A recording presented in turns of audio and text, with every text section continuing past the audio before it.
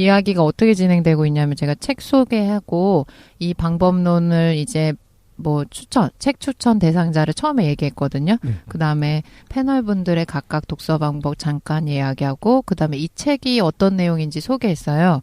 그 다음에 책 내용으로 바로 들어가지 않고 이러한 자기계발서나 독서 방법론을 이제 습득하실 때 유의하면 좋은 방법 주의사항 2가지 얘기했었거든요. 하나는 뭐 채찍 당근형이니까 이제 거슬리는 내용들이 있을 수 있어서 그런 거는 그냥 스킵하고 넘어가시면 된다. 그리고 2번째, 효율적 방법론도 중요하지만 기본적으로는 자기가 열심히 하는 훈련량이 있어야 된다. 이거 말씀드렸어요. 그리고 이제 책에 대해서 바로 본론으로 들어가면서 지금 저희가 논의하고 있었던 게 뭐냐면, 왜 초병렬 독서 방법이 창의적인 생각, 아이디어 얻는데 효용적이고 이게 내 성공을 보장할 수 있는가를 지금 연결해서 설명했거든요.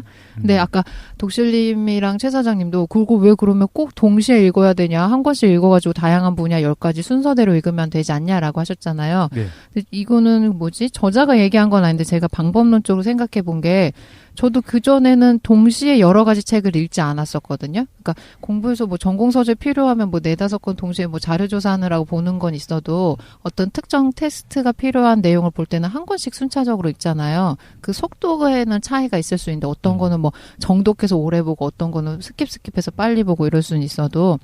근데 제가 생각해 봤을 때 어떤 거를 확인하게 됐냐면, 사람들이 공부하거나 어떤 거에 집중하면 쉽게 피로해지잖아요. 근데 이게 사람들마다 사이클이 다른데 보통 1시간 내외라고 하더라고요. 그러니까 어떤 집중력이요? 네, 예를 들어 뭐 독실님이 과학 공부를 한다 그러면, 과학을 제가 한다 그러면 1시간이면 피로해지는 거예요. 그럼 이제 자기 휴식 시간 있잖아요. 쉬는 시간. 네. 근데 무슨 얘기를 들었냐면, 그 과학 분야에 대해서 자극이 주어진 부분이 피로해지는 거지 다른 부분은 그렇지 않기 때문에 꼭 아무것도 안 하는 휴식을 갖는 게 필요하다기보다 다른 분야에 그냥 자극을 주어져도 상관없다는 거예요. TV를 킨다든가. 네, 아니면 만화를 그냥 편다든가. 네, 제가 과학 공부를 했다가 지겨우니까 그냥 뭐 문학 소설책을 읽는다든가 이런 식으로 바뀌면 뇌의 피로도가 오래 가지 않기 때문에 금방 또 휴식하는 효과가 주어지는 거랑 똑같대요. 다른 분야의 책을 읽는 것이 휴식하는 거다. 근데 저도 이 이야기는 다른 책에서도 몇 번 봤던 것 같고, 그러니까 권장하는 방법 중에 하나인 것 같아요. 제가 읽었던 책에서는 3가지 분야를 읽어라. 로테이션하면서 로테이션으로 돌려라. 그러면 좀 덜 지루하다. 이 정도 논의였거든요. 예, 그 사람은 그냥 인문학자였기 때문에 대충 얼버무리고 얘기했는데, 예, 그 얘기를 하는 것 같아요. 좀 덜 지루한 면이 있긴 있어요. 여러 가지. 저도 그 책 보고 몇 번 해봤는데 여러 번 이렇게 하다가 보면 덜 지루하긴 해요. 네, 그러니까 저도 이거를 할 때 어떻게 하냐면, 책을 읽을 때 어떤 책을 집중해서 읽으시면 뭐 하루 종일 몰입해서 읽으신 분도 있겠지만 저희가 시간이 일단 부족하잖아요. 그치? 그러면 한 분야에 대해서 읽었는데 뭐 출퇴근 시간에 30분 읽었더니 좀 피로하고, 그리고 하나 책을 처음에 사서 초장부터 끝장까지 완독하는 책은 정말 드물거든요. 이게 가면 지루하는 것도 있고 자기가 처음에 흥미 있어서 읽었지만 중간에 흥미도가 떨어질 수도 있고. 한 5분의 4지점에서 그만두죠. 네네. 맞아, 진짜. 근데 다양한 분야를 동시에 읽으면 계속 이제 흥미도가 떨어지기 전에 이미 새로운 자극을 계속 주는 거예요. 오늘은 뭐 조그만 아이스크림 먹었다가 내일은 다 뭐 1시간에 녹차만 먹고 그다음에 1시간에 딸기만 먹고, 그러면 지루하지 않게 다양한 맛을 보니까 독서 시간이나 독서량이 계속 점진적으로 늘어나요. 카사노바가 여러 여자를 동시에 만나듯. 네, 그런 거랑 똑같죠. 공감까지는 아니에요. 올해 TV가 좀 그 생각을 했어요. 네. TV를 볼 때 계속 채널을 돌려가면서 이거 보다, 그러니까 정말 뭔가 하나 진득하게 보지 않고 계속 돌리고, 채널이 너무 많잖아요 요즘은. 근데 그렇게 하면 당연히 재미없는 것도, 심지어 지나가다가 홈쇼핑도 잠깐 보게 돼. 저 드릴을 파네?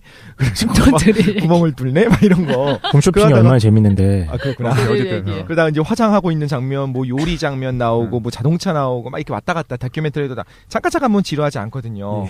근데 이제 그렇게 하면 뭐가 떨어질 수밖에 없냐면 몰입이 안 되기 때문에 어떤 참 우리가 이걸 비판하는 건 넓고 얕은 지식 자체를 비판하는 것 같아서 되게 계속 말하기 힘든데 넓고 얕은 지식을 섭렵하는 데는 제한된 시간 안에 굉장히 효과적일 수는 있겠죠. 근데 뭔가 하나를 어느 정도 이상 깊이 아는 데는 굉장히 방해되지 않나요? 왜 제한된 시간 안에 그 100개 채널을 다 본 거지 뭐.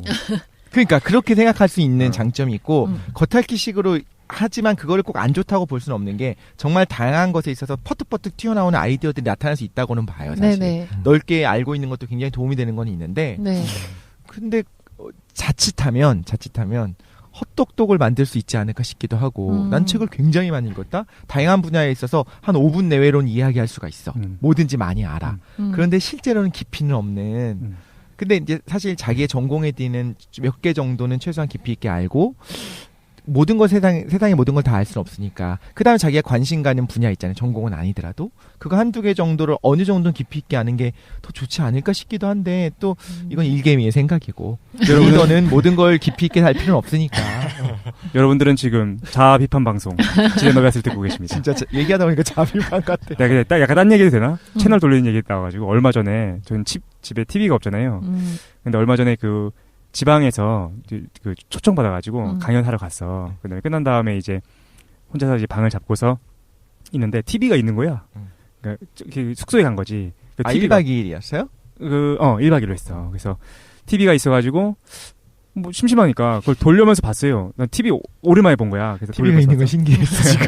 TV가 있어. 요즘 TV 좋더라고. 그래서 채널이 한 200개 정도가 있어가지고 그걸 막 돌려면서 봤거든요. 네. 근데 정말 돌리면서 봤어. 재밌는 게 별로 없어가지고 돌리다가 우연히 어떤 채널에 딱 갔는데 어떤 방송이었냐면은 어떤 구청장님이었던 것 같아. 구청장님이 나오시고 책에 대한 대담 방송이었어요. 사회자 한 명 있고 구청장님이 나와 있고 사회자가 이렇게 물어봤어. 자신의 인생을 바꾼 책이 어떤 게 있으신가요? 그랬더니 구청장님이 정말 이제 여자였구나 사회자. 지금 흉내냈어. 정말 옛날 분이신 오랜만이다. 거야. 근데 그분이 궁금했어. 아 이분은 뭐라고 말씀하시냐. 그걸 듣고서 채널 돌리려고 했거든. 근데 구청장님이 이렇게 말씀하시는 거야.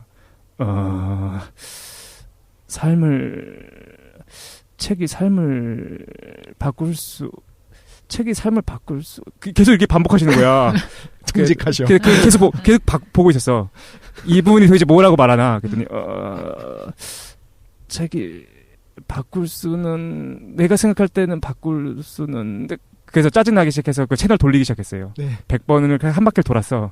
그리고 거기 다시 도착했다? 그때 말씀하고 계신 거야. 삶을 바꿀 수는 없는 것 같다는 그걸 보면서 괜히 얘기했다. 뻥쳤지. 진짜야. 채널 100개를 돌아갖고 왔으면 최소한 몇 분 지났을 텐데. 조금 과장시켰는데 아직 그런 느낌이었던 거예요. 그래서 말을 빨리 해야 되겠다. 그런 걸 좀 많이 느꼈습니다. 창의력 했을 때 왜 동시에 진행돼야 되냐 그러면 피로도 문제를 들 수 있을 것 같아요. 그리고 저희가 실제로 막 하루 종일 책 읽을 시간을 낼 수 있는 사람은 드물잖아요. 맞죠. 그러니까 정해진 시간 안에 여러 분야의 책을 그러니까 아주 짧은 시간 안에 많은 정보를 습득하려면 이 돌려 읽는 게 좋은 것 같아요. 유용성이. 저도 이제 일하다가 피곤하면 일하는 시간이 길어지면 이제 휴식할 때 뭐냐면 다른 분야에 대한 책을 읽거든요. 그럼 신기하게 피로가 회복되고 그리고 되게 집중해서 읽게 돼요. 짧은 시간인데 분야가 바뀌었기 때문에 뭐 제 그냥 개인적인 경험일 수도 있는데 한번 활용해 보실 분들은 해보셔도 좋을 것 같아요. 학생들은 특히 공부하는 자기 분야가 있잖아요. 그럼 공부하다가 쉴 때 그냥 쉬는 것도 좋지 뭐 저처럼 게임하거나 술 마시거나 이런 거 좋지만 다른 분야 학생들 대학생 대학생 네 다른 분야 네 대학생 다른 분야에 대한 책을 읽으면 금방 또 피로가 회복되고 이게 뭐가 생기냐면 휴식 시간에 뭘 자기가 인풋을 해놨기 때문에 동기가 되게 유발되는 것들이 있어요. 전국에 수십만의 중고등학생들이 이 방송을 싫어합니다. 선생님들 할 말이 똑같잖아. 야, 수학 공부 50분 하나 힘들었지? 10분 동안 영어 공부해. 그러면 휴식이 될 거야. 저 이거 방법하는 기분이 상쾌해질걸? 미안해. 어쨌든 예, 알겠습니다. 술을 마시자. 근데 이렇게 들어야 될 것 같아. 그러니까 네. 자기가 그게 잘 맞는데 실제로는 그런 방법을 안 해봐가지고 자기 모를 수도 있거든. 그래서 자기가 맞는지 안 맞는지 한번 해보는 것도 괜찮을 것 같다. 네, 그리고 저는 예전에는 진짜 독서 되게 중요하다고는 생각했는데 지금은 독서가 그렇게 중요한지 잘 모르겠거든요.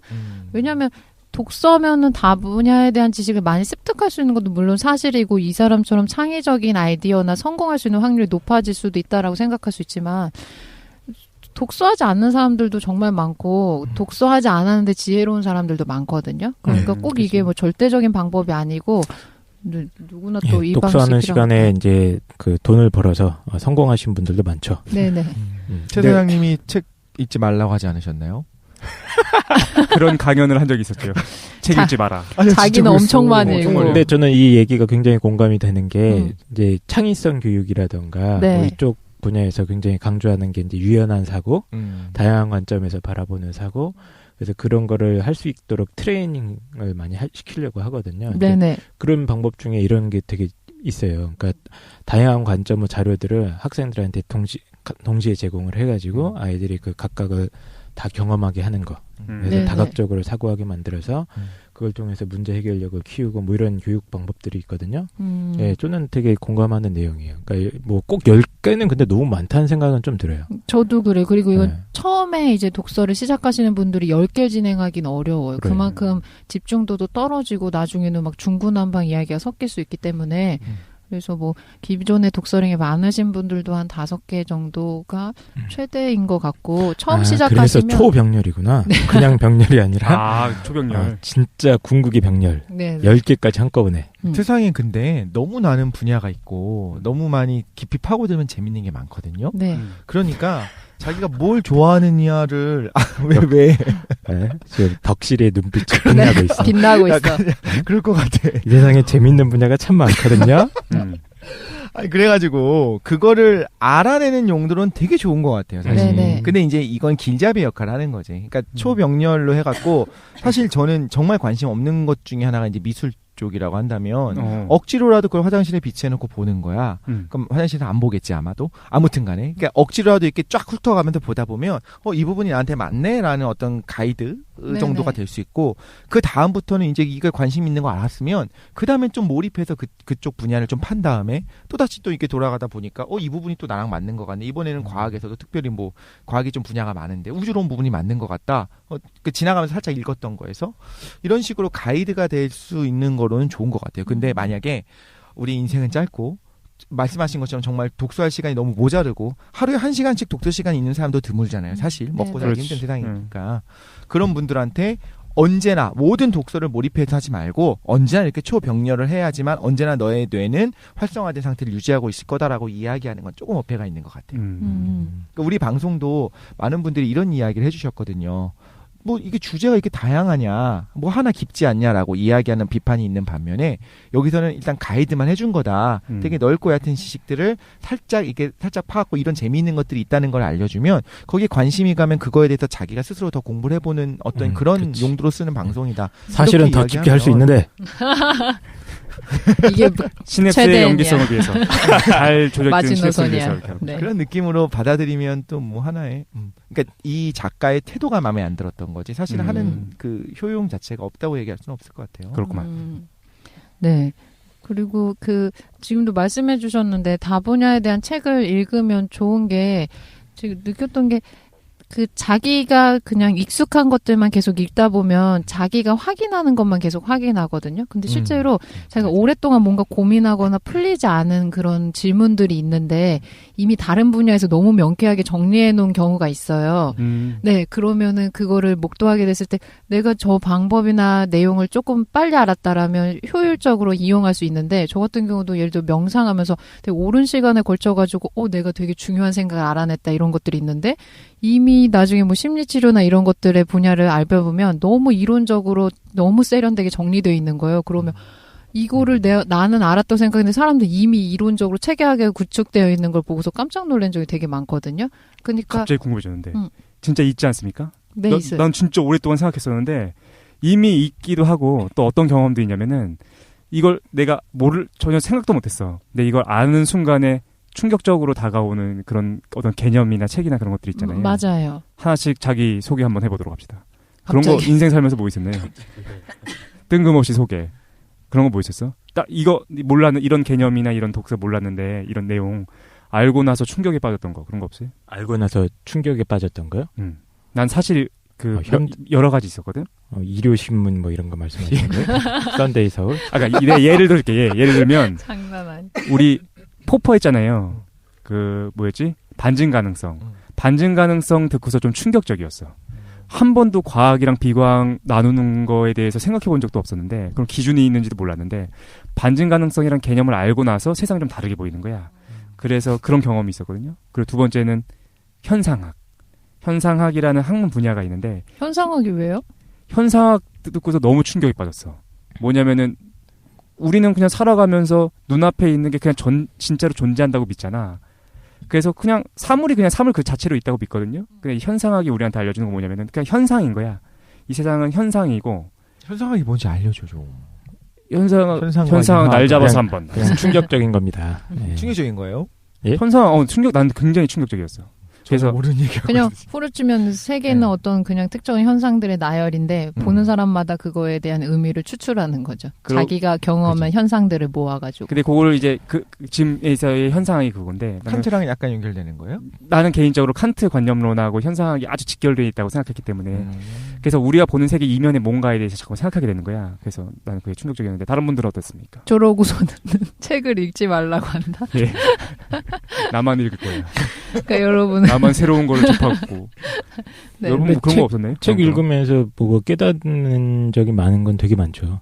하나만 추천해줘봐. 왜냐면 그런 거 던져주면 우리도 한번 읽고. 저는 그 예전에 원시 신화라는 책이 있었어요. 제가 언젠가 한번 소개를 해주고 싶은데. 원시 신화. 예, 유명한 그 신화학자 그 조지프 캠벨이라는 사람의 원시 신화라는 책인데 그 책 읽고 저는 되게 충격적이었던 것 같아요. 왜 무슨 내용이 아주 단순하게 무슨 내용이? 그 책을 읽으면 요즘 기준으로 생각하면 아주 또라이 같은 생각들이 너무 당연시 여겨지는 시대들이 있었구나. 이걸 깨닫게 됐습니다. 그 년대 사람들이 갖고 그렇죠. 당연하게 예. 생각하는 것과 다른 방식으로 그렇죠. 생각하는 옛날 예. 사람들. 예. 그러면서 거꾸로 우리가 지금 당연하게 생각하는 것들이 사실은 먼 미래에 보면 아주 이상하게 보일 수도 있겠구나. 이런 거 많이 깨달았죠. 그렇구만. 예를 못 들어주나? 궁금하긴 한데. 예. 그 책을 사서 보십시오. 알겠습니다. 예. 독실님 뭐 그런 거 있었어요? 저는 뭐 방송 때마다 계속 얘기했었잖아요. 철학 편이라든가 이런 것들이 사실 굉장히 오만한 생각 중에 하나가 철학은 이미 끝났고 과학이 세상의 진리를 이야기하고 있다라고 생각했었고 대부분이 그렇게 생각해요. 사실 누가 장난이라고 생각해요. 예? 끝나고 나만 그렇게 생각했었었는데 백만 안티 운동. 그렇지 않구나. 과학이 설명하지 않는 부분 혹은 그러니까 과학이 설명하지 못한다기보다는 못하는 부분도 물론 있을 것인데 그러니까 과학이 관심을 갖지 않는 오히려 더 근본에 대한 것들에 대한 설명들이 있고 또 역사적으로 그게 어떻게 변천되어 왔는지 혹은 이미 2000년 전에 저런 생각들을 했었었네? 라고 하는 것들을 알면. 제가 요즘 듣기로는 니체를 사랑하신다고 제가 들었는데. 니체 해준 다음에 언제 해줄 거예요? 니체? 나치 다음에 한번 합시다. 알겠습니다. 니체는 여전히 그다지 이렇게 자기 생각이 강해서. 근데 혹시 그 양자역학을 처음 접했을 때 충격적이지 않았어? 양자역학이요? 그러니까 그거를 받아들일 수 있었어요, 그냥. 그러니까 진짜? 이건 뭐가 다르냐면, 우리 한 70대, 80대 할아버지 할머니들 입장에서는 휴대전화라고 하는 게 충격적이었을 수 있어요. TV가 처음 나왔을 때 실제로 사람들이 뭐라고 생각했냐면 안에 사람들이 저 안에 들어가 있고 난장이들이 저 안에 들어가 있네라고 생각하고 그게 어떤 개념인지 설명해줘도 받아들이기 힘들거든요. 그런데 예를 들면 지금 태어난 애들한테 뽀로로를 아이패드로 보여줘? 그럼 아이패드라고 하는 개념이 전혀 신기할 게 없는 거야. 그러니까 더 어린 나이에 뇌가 가소성이 더 많이 뛰고 있는 나이에 이건 사실 맞는 말입니다. 그래서 그때는 모든 것들이 신기하지 않게 받아들여질 수가 있어요. 그럼 어느 정도 익숙한 개념으로서 과학이라고 하는 거를 충격적이지. 오히려 철학적으로 이게 양자론이라고 하는 게 철학적으로 굉장히 의미가 있는 걸로 연결된다는 건 알고 있었는데 철학에 좀 깊이 있게 이 안에서 어느 정도 깊이 있게 들어가기 시작하니까 더 새롭게 보이기 시작하는 그러니까 거죠. 무슨 얘기냐면 자기는 양자역학이 뽀로로 보듯 익숙했다. 자기는 과학적 사고관이 충분히 오히려 연습했으니까. 철학 베이스가 깔려 있는 사람이 과학의 어려움을 보다가 거기서 양자론을 접하게 되면 충격적이면서도 명쾌할 수 있거든요. 충격적이었어. 과학만 이해하고 철학을 이해하지 못했던 사람들은 오히려 그냥 그런가 보다 이게 과학적 현상이고 우리 우주가 원래 그런 거구나라고 후딱 후려쳐서 받아들이면 끝인 거예요. 이거 하이젠베르크가 똑같은 얘기예요. 그래요? 하이젠베르크가 이제 독일에서 학생들 강연할 때 양자역학으로 사람들이 막 토론하는 거야. 철학적으로 문제가 왜냐면 독일 애들은 철학에 대해서 연습이 잘 돼 있으니까 막 연습하고 말도 안 된다 하다가 하이젠베르크가 미국에서 강연을 하게 되거든요. 미국 학생들이 그걸 받아들여. 그냥 받아들여. 그냥 계산 방식이구나 이렇게 받아들인다는 거야. 그리고 우리 우주가 원래 그런가 보죠. 라고 이렇게 받아들여 버려. 저는 뽀로로 보고도 충격받았는데. 그래요? 예, 양자역학을 보고도 충격을 안 받는 분이 있다니 신기합니다. 사실 그게 제 인생에 있어서 이제 신학 쪽에서 신앙 쪽에서 굉장히 중요한 역할을 했었던 게 사실 칼바르트였습니다. 칼바르트라는 유명한 신학자. 유명한 신학자이기도 하고 나치 독일에 굽히지 않고 끝까지 저항했던 사람이기 때문에 또 어떤 행동하는 신학으로서도 유명한데 자기 모순이 없을 수 없다라고 이야기하는 분들이 많이 있었어요. 지금 그런 질문들이 들어오잖아요. 신학과 과학이 어떻게 조화를 이룰 수가 있냐. 그렇지.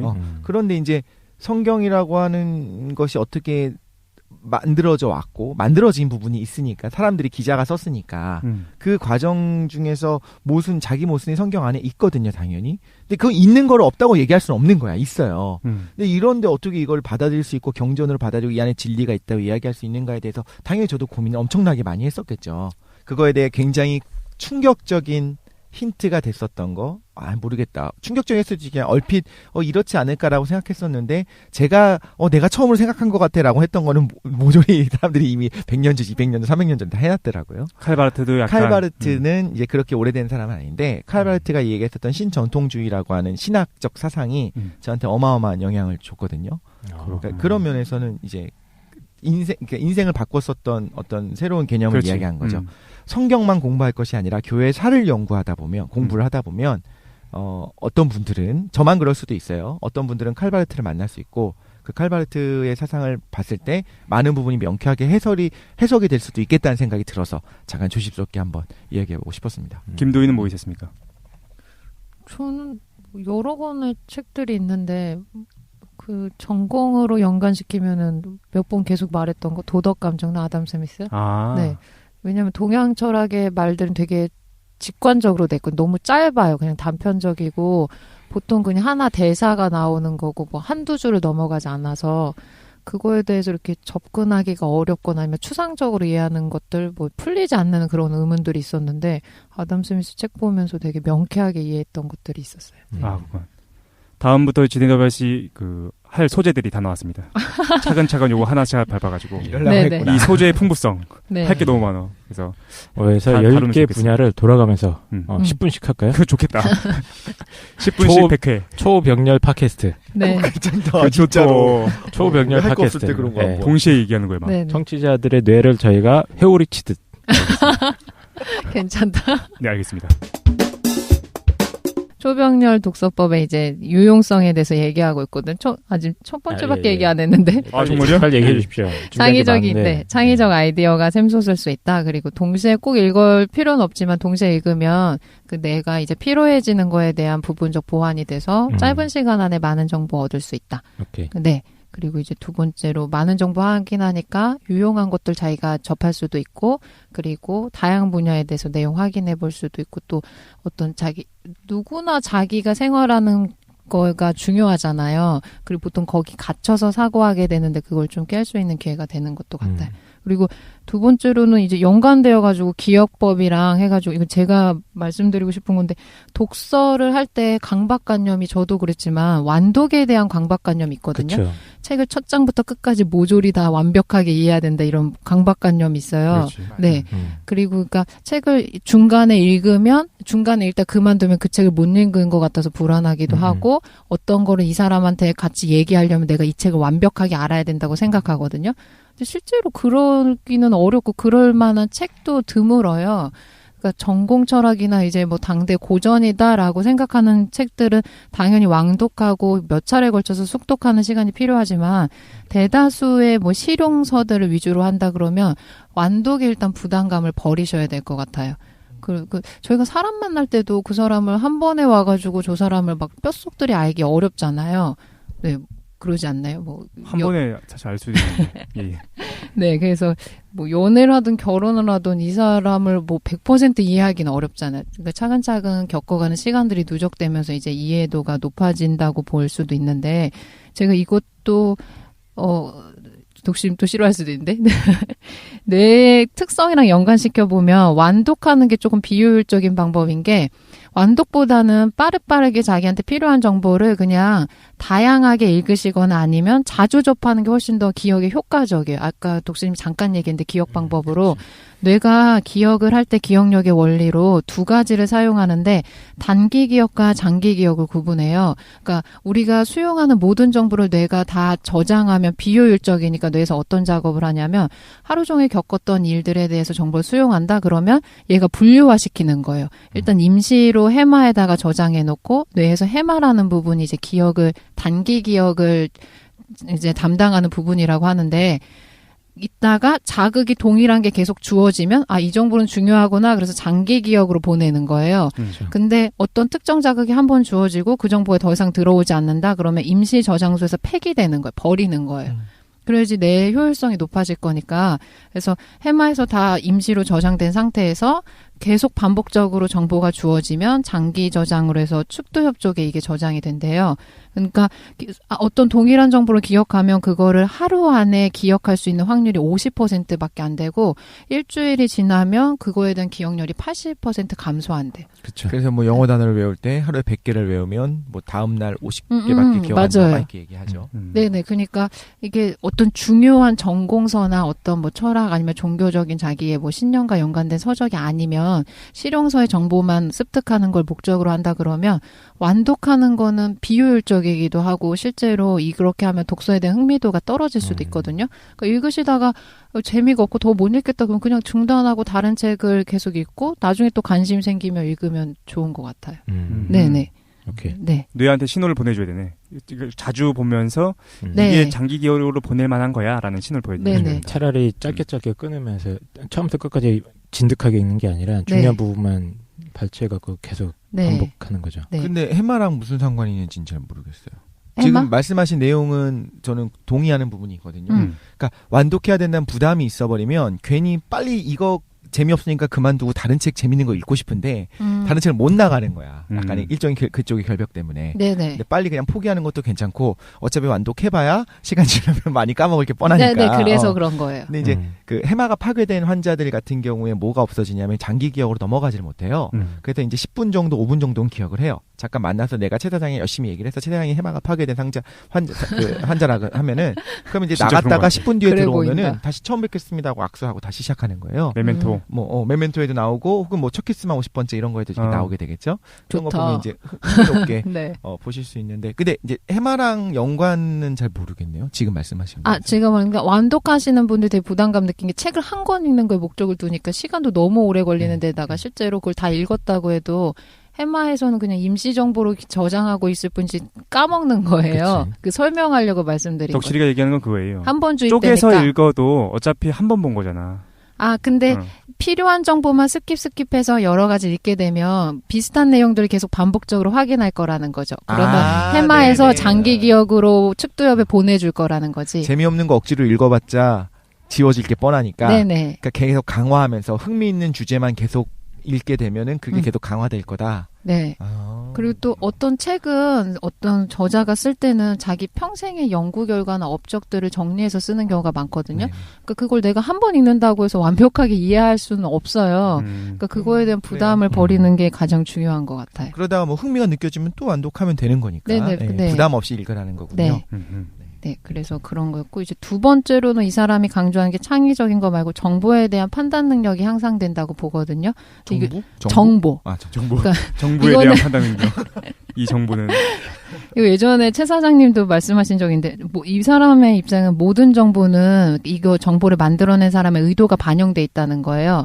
그러니까 100% 순수한 정보는 없다고 생각하는 거. 예를 들어 어떤 방송에서 정부를 집어넣을 것 뭐 식물 우엉이 정말 몸에 좋아요. 의사님이 나와서 얘기하는 거예요. 그러면 전국적으로 우엉이 무슨 품절 현상이 일어나잖아요. 맞아요. 근데 이 사람은 우엉이 그렇게 좋으면 모든 전 세계 사람들이 우엉만 먹으면 만병통치가 돼서 문제가 없을 것처럼 사람들이 받았는데 실제로 그렇지 않다는 거예요. 그러니까 정보에 대해서 자기가 선별적으로 수용할 수 있는 능력이 있으려면 다양한 분야에 대한 정보를 알아야 된다라고 이제 그 맥락으로 얘기해요. 근데 제가 이거를 좀 중요하다고 생각하는 게 어떤 특정 분야에 대해서 자기가 알고 싶어요. 예를 들어 뭐 동양 철학이 궁금해해서 책을 추천을 물어보신 분들 있잖아요. 근데 한 권의 책을 읽는 건 좀 위험하고 동양 철학에서 기본적인 그 분위기를 파악하고 싶다 그러면 좋으면 한 10권 정도 읽으면 자기가 그러니까 그 개론서 같은 걸 10권 정도 읽으면 자기가 부정확한 정보를 알고 있을 확률이 되게 줄어들거든요. 그렇죠. 네네.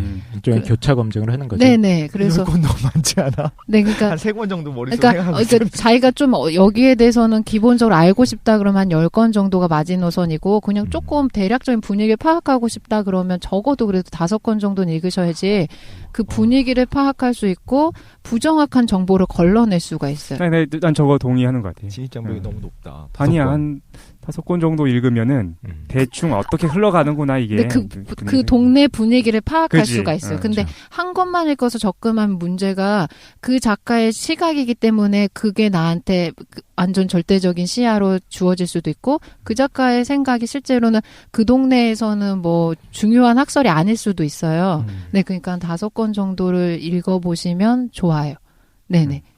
그래서 이거는 단응 보고 되게 궁금하다 이래가지고 책 추천 받으시는데 어떤 특정 한 권을 읽는다고 해서 그 분야에 대한 전반적인 개론적인 지식이 생길 수는 없고 그렇죠. 분위기를 파악하는 게 중요한데 그 분위기를 파악하는데 한 5권 정도가 필요한 것 같아요. 근데 그 서양 철학사 책을 제가 되게 2권 정도 샀는데 네네. 아직 8권 당연히 하나를 사면 안 되고 아직 8권 더 사셔야 됩니다. 그러니까 아니 근데 서점에 갔을 때 그러니까 우리나라 이제 그 분들이 쓴 책도 당연히 있겠죠. 근데 이제 기왕에 살 때는 저도 아까 말한 것처럼 외국 박사님이 쓴 책을 사야 될 것 같아서 이놈의 사대주의. 근데 그렇게 많지가 않던데요. 10권이 나오지를 않던데. 그냥 어느 정도 잘 팔리고 어느 정도 이제 권위 있다고 추천되는 책들 있잖아요. 이따가 8권 이름 적어드릴 테니까. 제가 처음 아까 들었을 때 10권이 되게 많다고 생각했던 게 지금 분위기 파악할 때 개론서를 10권을 보라는 거잖아요. 개론적인 네네. 느낌의 서적들.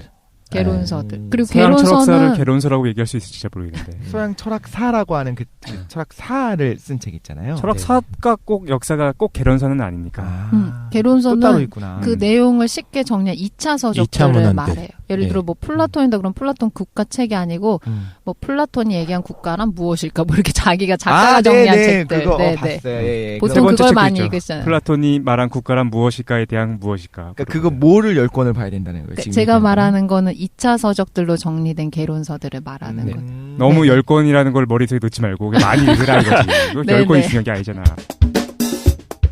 이제 마지막 하나밖에 안 남았는데 이분이 그냥 효용성 그거에 창의적이고 성공할 수 있는 인재 그리고 1% 인재 안에 들어갈 수 있다는 게 그냥 가장 큰 이유고 그다음에 정보에 대한 비판적 사고 능력은 그냥 부수적으로 강조하는 건데 제가 연관해가지고 이제 다른 분야 책이 궁금할 때가 있으니까 접근하시려면 5권 정도 읽어보면 분위기 파악이 된다라는 거 이제 말씀드렸어요. 그다음에 이제 부수적으로 내용적으로 말하는 것들인데 그러면 도대체 10권 책을 이렇게 다양하게 읽으려면 어떻게 해야 돼? 라고 해서 방법론적인 거 얘기하거든요. 그러니까 이 사람은 이거 좀 얘기해보고 싶은데 시간이 없어가지고 처음에 이제 일하기 시작하면서 노동 수익의 대부분을 저축하거나 이렇게 투자하는 게 아니고 자기가 책 읽는 데다가 거의 다 투자했었어요. 그러니까 노동 수익의 거의 대부분을 책 읽는 데 할애하는 거예요. 이 마코토치가? 네네. 그리고 실제로 자기가 보유한 책도 많고, 지금 뭐 보면 뭐 서점에 가서 뭐 100권 단위, 수백 권 단위로 산다고 하는데, 저는 이게 문제라고 생각한 게, 누구나 자기 노동 수익을 다 전적으로 책에 투자하긴 어려워요. 그렇잖아요. 이분은 아무래도 자기의 개인적 노력으로 성공했다라고 해도, 예를 들어 부양 가족이 있어요. 아니면 질병이 있어서 내가 치료비를 대야 되는 가족이 있어. 그러면, 너를 성공하기 위해서 너한테 노동 수익을 다 독서에 투자해야지라고 말할 수 없는 거. 이 사람은 그치. 근데 자기가 여력으로 할 수 있는 가용 범위가 없기 때문에 이 사람은 그 책을 놓을 수 있는 서재가 있었을 거 아니야. 근데 이 사람도 근데 이 사람은 실제로 시작할 때는 부동산 투자부터 해야겠네. 그러니까. 굉장히 작은 집에서 시작하고 그러니까 자기는 다른 거에 소비하지 않고 책만 산 거예요. 처음에는. 그게 거짓말이나 과장이 아니라 정말 그렇게 했다는 거죠. 네네. 이게 그러니까. 나루케 마코토 마사장이라고 합시다. 네, 마사장. 마사장님께서 그렇게 열독을 했다. 그건 좀 재미있는 특이한 케이스긴 하네요. 저는 뭐 의료급하거나 뭐 해외여행 다니거나 뭐 이제 아내랑 뭐 데이트하거나 좋은 음식 가서 이런 거에 대한 비용을 쓸 수 없으니까 한정된 그러네. 비용을 법잖아요. 임금이니까 임금이니까. 쓸데없는데 돈을 쓰고 있었구나. 네, 그 선택과 집중을 한 거죠. 이 사람은 거기에 몰빵했다라는 거. 그러니까 이 사람의 방법론이에요. 그리고 이제 가장 중요한 건 TV 보지 말라는 거고 독서할 시간이 없다라고 말하는데 그건 진짜 노답이다. 그럼 당연히 TV 보는 시간, 자기의 가용 시간을 늘려야 된다라고 하거든요. 그리고 뭐 시간을 사라 이런데 이건 누구한테 통용될 것 같진 않고요. 시간이 돈인 사람들이 있잖아요. 그러니까 이 사람한테는 자기가 움직여서 발생하는 시간을 돈으로 살 수 있으면 사는 거예요. 예를 들어 이동할 때도 뭐 줄을 기다리거나 오랜 시간의 낭비가 발생하면 택시를 타고 가거나 대리운전을 하거나. 네네. 그러면서 이 사람 비판하거나 뭐 유행을 따라서 맛집에 가서 줄 서고 이런 걸 자기가 봤을 때 정말 생각 없는 행동이라는 거예요. 왜냐하면 시간이 돈인데 사람들은 거기 줄을 서가지고 돈을 낭비하고 있는 거나 똑같으니까. 그리고 그런 행동을 해봤자 남들이랑 같은 생각을 할 수밖에 없는 정도밖에 안 된다 이렇게 보거든요. 나 이 얘기 예비군 훈련 갔는데 강사님께서 해주셨던 것 같아. 아 그래요? 이 책 읽으셨나? 젊은이들이요. 네. 시간 낭비하지 말고 생산적인 일을 해라. 네. 예. 그리고 특이하게 어떤 얘기하냐면 회사에 너무 충성할 필요가 없다고 하거든요. 왜냐하면 명언이네요. 자기가 예를 들어 한 달에 뭐 100만 원을 받고 회사를 다닌다 그러면 100만 원 정도의 노동 가치만 투여되면 되지 막 열과성을 다해서 인생을 막 바칠 것처럼 일하는 사람들이 있는데 지금 시대는 급변하고 있기 때문에 여기에 대한 정년이 보장되기 어렵잖아요. 그리고 자기가 아무리 이렇게 회사에 충성하고 윗사람의 비율을 맞춘다고 해도 회사 쪽에서는 능력 있는 사람을 쓰고 싶은 거지 비율을 잘 맞춰주는 사람을 쓰고 싶은 게 아니다. 그래서 회사 다니라고 시간이 없다라고 한 사람들은 최대한 일하는 시간 외적으로 자기 시간을 어떻게 해서든지 만들어야 된다고 봐요. 되게 약간 강압적인 스타일인 거죠. 보통 이제 사장님들이 쓴 책을 보면 무급으로라도 일을 할 정도의 열정을 가지고 일을 해야 된다. 막 이렇게 얘기하던데. 아니 근데 이 구절은 되게 마음에 드네요. 이 책 전체에서. 네네. 근데 이분이 이게 사라고 한 거는 아니지 않나요? 전 딱 얘기 듣자마자 이분 독서 패턴이 딱 어울리는 거는 집 근처에 도서관이 있으면 거기서 그것도 빌리는 거예요. 예. 아니요. 이 사람은 책 빌리는 것도 되게 비판해요. 아 그래요? 서점에서 책을 보거나 도서관에서 책을 대여하는 게 되게 비생산적인 일이라고 왜요? 보는 스킵하면서 거예요. 보잖아 자기 어차피. 네. 그러니까 이 사람은 그거를 통해서 책을 다량으로 되게 구매해요. 그건 자기 그냥 내 컬렉션이 이 정도고 내가 본 책이 지금 10만 권이야. 이렇게 하려고 그 하는 거 의미를 얘기를 해보면 돈, 시간, 이 정성을 갖다가 최대한 엄청나게 투자를 하라는 메시지인 것 같아요. 최대한 제거하는 거예요. 비효용적인 요소들을. 그치. 그러니까 책을 구매해가지고 자기가 언제든지 필요할 때 선별적으로 봐야 되니까 도서관을 빌리면 안 되죠. 그건 내가 소유할 수가 없으니까. 도서관이 내 집이라 생각하면 되잖아. 내 책을 여기다 저장해놨네. 네네. 그래서 그리고 이제 아까 또 나왔는데 너무 비판적으로 책 읽는 거는 문제가 있다. 왜냐하면 다양한 정보를 습득해서 자기의 이제 바운더를 넓혀야 되는데 옳고 그름만 너무 걱정하면 자기 책 비판받을 것 같아. 내 책은 안 된다. 자기의 생각만 계속 강화시켜 나가기 때문에 그거는 이제 사고가 확장되기 어렵다. 비판만 하지는 마라. 네. 그리고 또 대형 서점 가는 거를 추천해요. 이건 저도 추천하는데 꼭 대형 그러면 또 동네 서점 문제냐라고. 근데 동네 서점은 이제 수요층이 적다 보니까 잘 팔릴 수 있는 책 위주로 진열돼 있잖아요. 그러니까 다양한 컬렉션의 책들을 확인할 수 있는 장소가 일단 책 종류가 너무 많으니까 대형 서점에 가서 여러 분야의 책들을 확인한 다음에 구매하거나 아니면 보는 습관이 중요하다라고 하거든요. 그럼 이런 것들이 있는 것 같아요. 네. 저는 아까 뭘 얘기하고 싶었냐면 이 사람 뭐라고 하냐면 일단 취직해서 시작하고 저희가 어떤 경제 활동을 시작할 때 생산 수단이 없는 사람들은 임금 수입에 기댈 수밖에 없잖아요. 그렇죠. 근데 이 사람이 지금 미래가 불안해지고 있는 시대니까 어떤 열풍이 보냐면 사람들이 연금이나 저축 아주 자기가 절약해서 생계를 최대한 유지하려고 한다는 거예요. 근데 저희가 봤을 땐 그건 비효율적인 방법이고 극단적인 예를 하는데 지금 집이 작으면 사람들이 어떻게 해서는 아껴가지고 수납을 잘하는 방법, 절약하는 방법 이런 걸 자랑스럽게 막 이제 서로 소통하고 정보를 공유하는데 그런 걸 생각할 시간에 책을 더 많이 읽어가지고 자기의 노동 가치를 올리는 게 훨씬 효과적이라고 보는 거예요. 그러니까 아까도 얘기했던 것처럼 노동수익의 대부분에 투자해야 되는 게 왜 그러냐면 젊은 시기에는 그게 나중에 미래 가치로 환산될 수 있는 확률이 크기 때문에 절약을 하기보다는 자기한테 투자하는 게 훨씬 이득이라고 보고 집을 사는 것보다 그러니까 집을 살려면 저희가 보통 한 30년 장기적으로 대출을 상환해야 되고 계속 이제 소득이 쪼들리는 상태가 유지되면 이제 개선 가능성이 없어지니까 독서에 대해서 투자할 수 있는 비용을 극대화해라 이렇게 강조하고 그러니까 이분은 있어요. 기본적인 전제 자체가 독서 활동이 일종의 자본주의 시대에 경쟁력을 키울 수 있는 수단, 효율적인 수단. 네, 그래서 인식하는 거군요. 네. 그래서 저도 이제 지난주 깡세미 할 때 언급했었던 게 이건데 지식이 하나의 생산 수단이라고도 볼 수 있는 것 같아요. 아니, 근데 왜요? 그거를 이해를 못 하겠는 게 모두가 사장이 되는 건 아니잖아요. 모두가 크리에이티브 할 필요는 없잖아. 저도 그러니까 이런 생각 자체가 지금 원숭이라는 거야. 맞아. 사실 나도 이게 너무 불편한 거야. 왜 이 얘기를 듣는 게 참 불편한 게 책까지 어떤 효율성과 성공의 수단이 꼭 돼야 되나 자꾸만 그런 생각이 들어가지고 그냥 읽으면 되지. 나중에는 이렇게 될 것 같아. 영화도 어떤 초병렬로 봐라. 진짜 그러겠다. 왜? 그 영화는 그냥 보는 거지. 앞부분 뒷부분 쓸데없고 뒷부분 중요하구나. 그래서 어떤 그 뭐 절정에 있는 부분만 봐라. 출발 비디오 여행만 보면 되네. 그러니까. 다 중요한 부분 정리해서 알려주고.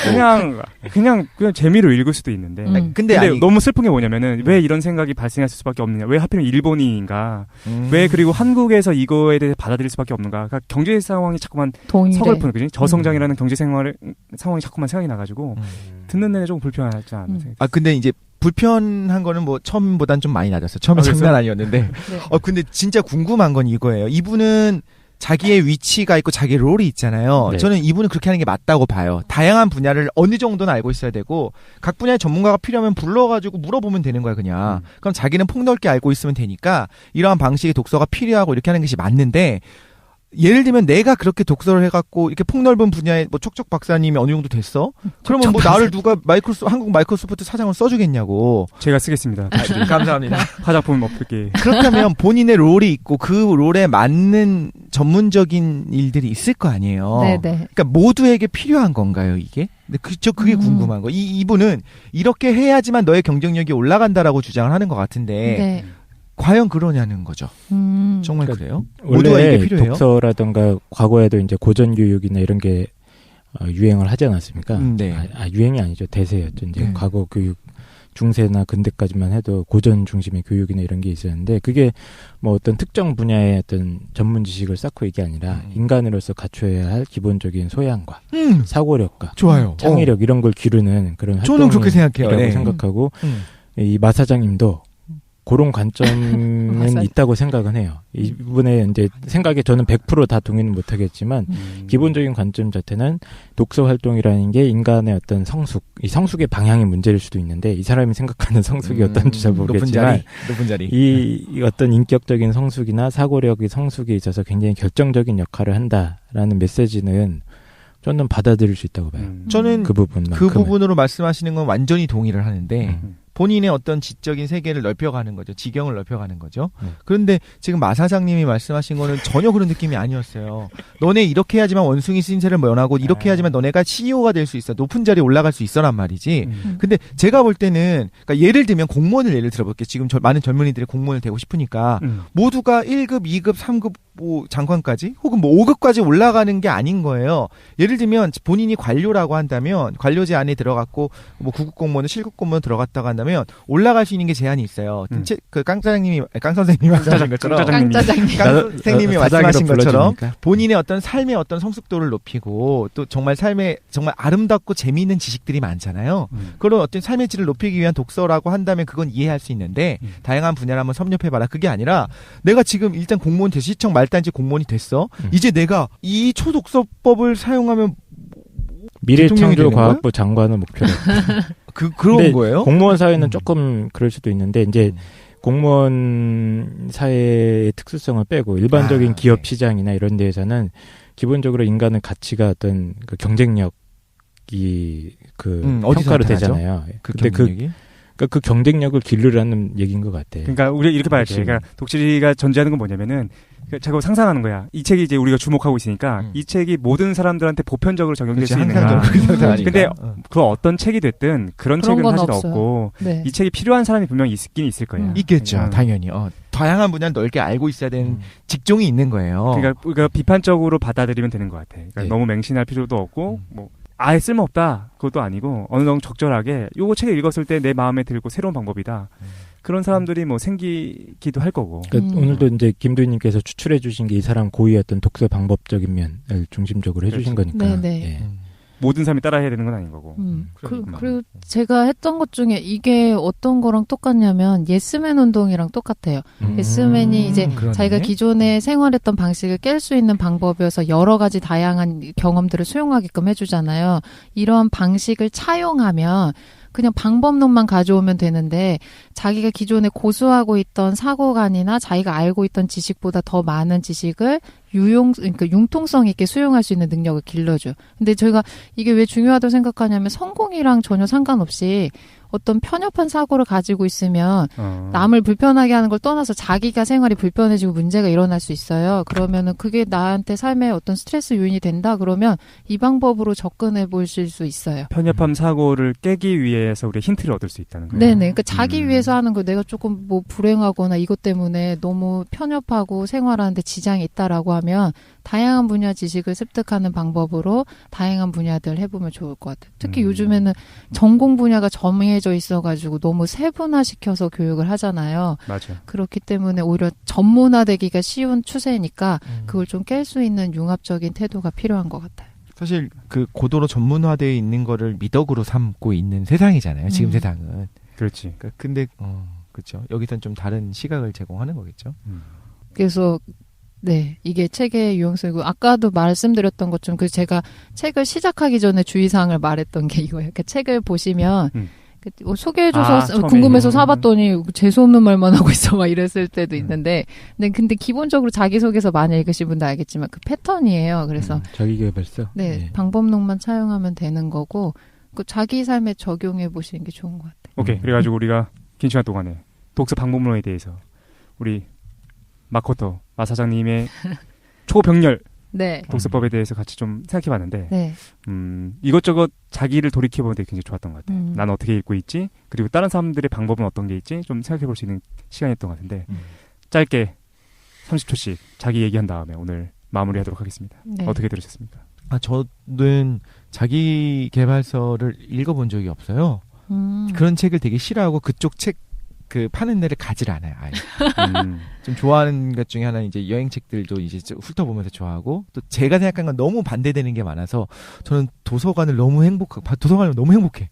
돌아다니다 보면 그지? 너무 보석 같은 책들이 너무 많은 거야. 지대너비아시나 뭐 이런 책들. 그 최상희 씨도 빨리 읽어봐야 돼. 예, 알겠습니다. 자, 근데 눈빛도 빛난다. 저 도서관 너무 좋거든요. 네. 도서관 근데 싫어하는 사람이 누가 있을까 싶어요. 사실. 정말 많아요. 도서관을? 그래? 네. 도서관은 좋지 사실. 독서실은 싫지. 그렇지.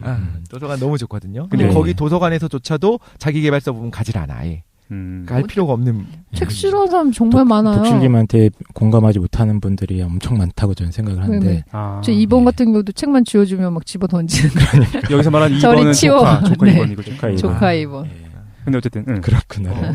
그랬는데 이제 제가 하나 읽었었던 책이 그 예전에 아웃라이어라고 하는 책이 있었는데 그건 이렇게 오만한 책은 아니었어요. 말콤 글래드. 책 정말 잘 쓰죠. 그렇죠. 그 사람은 이제 관찰하는 책이었어. 이런 사람 근데 거기서도 비슷한 얘기가 나왔던 게 하나가 성공한 사람들은 2만 시간의 법칙이라고 2만 시간 동안 죽어라. 만 시간이었나요? 미친 듯이 공부를 뭔가 이렇게 몰입을 해서 하더라. 게 있었었거든요. 그거는 보면 되게 재밌다고 생각했는데 이렇게 오만하게 쓴 책은 아니었어요. 내가 이 정도 사람이야. 내 말 듣고 따라와. 무슨 생각이 났냐면 지난번에 주식편에서 들었었던 N 누구였죠? BNF. BNF가 책을 쓴다면 묻지도 말고 따지지도 말고 나처럼만 투자해라. 이런 식으로 책을 쓰고. 아니야. 그러니까 만약에 그런 식으로 하면 모든 사람이 이제 돈을 딸 수 있는 게 아닌데. 그러니까 이건 굉장히 일반적이지 않은 거를 얘기하는 게 아닌가 싶어서 저랑 좀 반대되는 부분이 많았는데 그런데 이제 오히려 이 책이랑 상관없이 도희님이 설명해 주신 방법과 옆에서 깡 선생님이 이제 추임새로 넣었었던 어떤 해설들 있잖아요. 그게 오히려 더 훨씬 더 유용하지 않았나 싶은 생각은 들더라고요. 그렇구만. 네. 나도 이제 독실이가 도서관 얘기해가지고 나도 도서관 가면 너무 좋았거든. 그 도서관에 막 꽂혀 있는 게 막 너무 재밌잖아. 근데 어떤 경험을 쓰냐면은 그 자기가 가지 않는 분야가 있는 거야. 자기계발서 분야는 절대 안 가는 사람이 있고 네. 또 종교 분야를 절대 안 가는 사람도 있고 나는 어땠었냐면은 한 번도 안 갔던 분야들이 있었거든. 미스테리, 신비. 나는 도서관에 도서관에 그런 분야 있는지조차 몰랐어. 있어요? 미스테리가 있어요? 야, 예를 들어 학교 도서관에 있어? 학교 도서관에 있어. 그게 정말 신비한 거라니까. 도서관에 있는 책들을 내가 다 보는 것 같지. 그러니까 세상에 존재하면 내가 보는 것 같지만 내가 전혀 인식 못하는 부분이 있는 거야. 근데 나중에 사고가 나고 나서 처음으로 그 미스테리 분야에서 책을 읽기 시작했거든요. 그러면서 아주 우연하게 접했던 책이 뭐였냐면은 그때 한번 내가 했던 거. 아니, 그 과학에서 신으로. 그 책을 읽었었는데 나한테 너무 충격적이었어. 내가 기존에 알고 있었던 세 가지 분야, 철학, 과학, 그 다음에 어떤 의식에 대한 부분을 묶어주는 책이었는데 아주 쉬운 책이었는데 네. 내가 방송 한번 했잖아요. 난 너무 좋았다. 그 다음에 비판이 좀 있었어. 야, 왜요? 이런 책을 읽냐? 뭐 이런 것도 있고. 진짜? 그러니까 모든 책이라는 게 사람마다 네. 그 자기가 보고 싶은 방식으로 자기한테 도움이 되는 방식이 다 나름대로 있는 것 같아. 오늘 얘기했었던 그 초병렬 독서법이라는 것도 네. 우리가 이제 비판도 하고 막 얘기했지만 이게 정말로 인생에 있어서 획기적인 도움이 되는 사람이 분명히 존재할걸? 그러니까 그렇죠. 자기가 난 이거 마음에 든다. 그럼 읽어보셔도 괜찮을 것 같고 난 마음에 안 드는데? 그럼 비판할 게 아니라 다른 방식의 책이 있는지도 찾아보는 것도 좋을 것 같고 그래서 굉장히 많은 책들이 있는 것 같아서 자기한테 맞는 거 찾으면 좋겠다. 그런 생각이 들었습니다. 네. 네. 저도 몇 마디만 덧붙이자면 이게 이 저자가 얘기하는 이제 독서 방법이 뭐 우리 삶을 갖다가 송두리째 바꿔서 이 깡 선생님을 깡 사장으로 만들어주는 그런 비법이라고 생각은 안 하지만 우리가 책이라는 어떤 정보 전달 매체를 접할 때 좀 이렇게 몇 가지 시사점들은 분명히 있는 것 같아요. 예, 그러니까 저도 그 책 읽기가 굉장히 힘든 이유 중에 하나가 책을 너무 좀 신성하게 여기는 경향이 있는 거 하는 생각이 좀 들거든요. 그러니까 책 읽는 거를 갖다가 완독해야 된다는 부담감. 그리고 마치 기말고사나 중간고사 공부하듯이 완벽하게 내용을 또 이해해야 된다는 맞아요. 부담감. 그게 가장 뭐 이런 것들이 모르겠어요. 언제 저도 어렸을 때 분명히 그런 게 있었어요. 대학교 한 1, 2학년 때까지도 있었던 것 같아요. 그래서 책 한 권 잡고 끝까지 읽는 게 너무 힘드니까 아예 못 읽겠는 거야. 공감가 나는. 예, 그런 경험들이 있었을 거예요. 근데 저도 이제 좀 어느 정도 세월이 지나고 머리도 좀 커지고 점점 뭐 많이 컸죠. 많이 커졌죠. 그러다가 보니까 아직 모자라. 이 책이라는 게 진짜 별로 아닌 것도 아니라는 걸 깨닫는 순간이 왔던 것 같아요. 그러니까 책이라는 맞아요. 걸 굳이 뭐 이렇게 부담스럽게 생각할 것도 없고 너무 신성하게 생각할 것도 없고 오히려 책의 대부분 내용들은 쓰레기라고 봐도 좋을 만한 것들도 많고 물론 도움되는 것도 많지만 뭐 이렇게 이런 것들을 많이 깨달았는데 이분이 지금 얘기하는 독서 방법들이 그 어떤 책을 접하는 태도나 이런 데 있어서는 좀 생각해 볼 만한 건 이런 거 많은 것 같아요. 그러니까 책 한 권 한 권에 너무 큰 권위나 부담감을 부여할 필요도 없고 근데 그렇게 부담감을 갖고 책을 읽기 시작하면 또 그 반대급부로 내가 읽은 책 한 권을 딱 읽었어. 그럼 그게 또 전부인 줄 알아. 뭐 이런 부작용도 있는 것 같아요. 그러니까 책은 뭐 다양한 분야에서 여러 가지를 이제 교차하는 방식으로 읽는 거, 이런 거가 사실은 이제 대학원 공부하거나 이런 데 가게 되면 자연스럽게 하게 되거든요. 그런 작업들을. 그걸 갖다가 이분께서 이제 좀 자기만의 무슨 초병렬이라고 해서 이렇게 잘 이름 붙여주신 것 같은데 하여튼 책 읽는 방법이나 이런 거에 대해서 그 관심이 많았던 것 같아요. 카페에서도. 그래서 책 어떻게 읽냐 이런 거 많이 물어보시는 분들도 있고 그런데 뭐 도움이 될 수 있을 것 같아요. 책 한 권에 너무 의무를 부여하지 말고 다 안 읽어도 좋으니까 시간 날 때 틈틈이라도 보는 것. 뭐 그게 제일 중요한 것 같아요. 그냥. 예. 마지막 김도인. 네. 그 독서 방법을 했는데 저 생각할 때 어떤 뭐 획기적인 방법은 없는 것 같아요. 저도 그런 방법론을 되게 오랫동안 찾아다녔는데 근데 그런 건 없고 그냥 일상에서는 그냥 그 항상 같은 일의 반복인 것 같아요. 그냥 뭐 우리가 예를 들어 밑에서 막 발길질 계속 하고 있는 것처럼 그냥 그런 게 계속 쌓이고 쌓여야지 어떤 특별한 성과가 발생하는 것 같고 두 번째로는 자신만의 독서 방법 만들어 보신 것도 되게 좋은 것 같아요. 어떤 유명한 사람 걸 꼭 따라하는 것보다는 자기가 또 그런 자기한테 맞는 방법, 효과적인 거를 만들어서 사람들한테 알려줄 수도 있거든요. 그리고 저는 추천하기로 요즘 항상 언론이나 뭐 건의 있는 데서 책을 권하는 경우가 되게 많잖아요. 그러니까 검증된 책을 읽는 것도 되게 좋은데 도서관이 되셨든 서점이 됐던 동네 서점이 됐던 가서 그냥 마음에 직관적으로 끌리는 책들이 있어요. 그냥 표지가 이쁘다던가 아니면 그 내오여진 위치가 마음에 든다던가 아니면 그냥 괜히 눈이 간다던가 저는 이게 사람 만나는 거랑 똑같다고 생각하거든요. 가서 마음에 든 책 보시고 마음에 들 수도 있고 안 들 수도 있고 뭐 누굴 만났는데 사귀어 보니까 진짜 뭐 좋더라 안 좋을 수도 있고 이렇게 하는 것처럼 그런 과정을 무수하게 겪으시면 자기만의 그런 독서 방법이 생길 것 같아요. 좀 열린 자세로 보시는 것도 좋은 것 같아요. 그렇군요. 네. 알겠습니다. 그래서 오늘 지대북 두 번째 시간 좀 지내있고 다음 주랑 다다음 주에는 더 재밌는 걸로 찾아오는 걸로 하겠습니다. 네. 긴 시간 동안 고생 많으셨습니다. 수고하셨습니다. 네. 수고하셨습니다. 목소리만 들어도 눈물이 날 것 같아 아직은 내가 다 버텨낼 힘이 없어 미쳐버릴 것 같아. 변해가는 널 보는 게 멀어져가는 네 맘을 감당